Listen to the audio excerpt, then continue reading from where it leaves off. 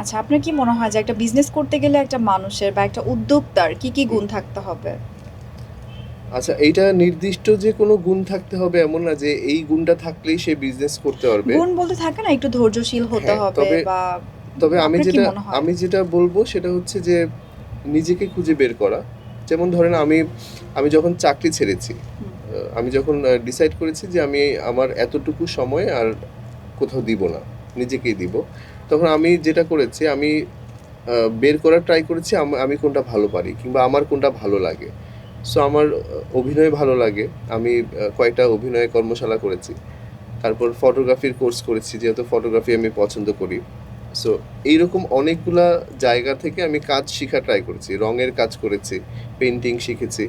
So পরবর্তীতে দেখলাম okay fine. এই কাজটা আমার ভালো লাগে আপনাকে এবং টানে। এটা আমি পারছিও। হুম, হুম, হুম। সো আমার কি ভালো লাগে এবং সেটা আমি পারছি কিনা, that's the important thing.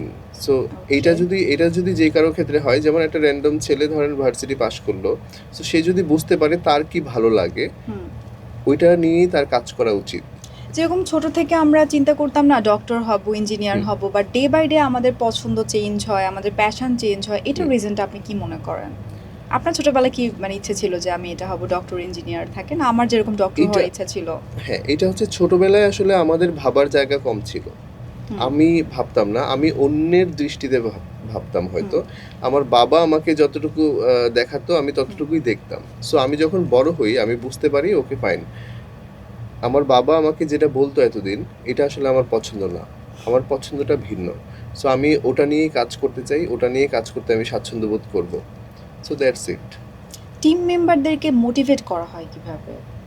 Team কাজের সময় আর কাজের বাইরে থাকে না হুম, যে হুম, টিম হুম, মেম্বারদের সাথে একটা গুড বন্ডিং আপনি বলেছেন অলরেডি, বাট হুম। মোটিভেট করেন কিভাবে?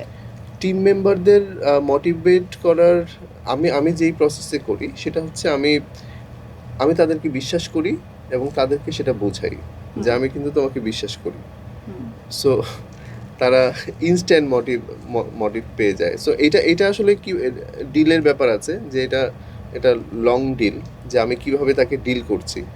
সো আমার ক্ষেত্রে যেটা হয় যে আমি প্রথমত তাকে খুব স্বাধীনতা দেই যে তুমি তোমার মতো করে করো, কিন্তু এইটা করলে এইরকম হবে, ওইটা করলে এইরকম হবে। সো এই প্রক্রিয়াটাকে আমি খুব নরমালাইজ করে ফেলি।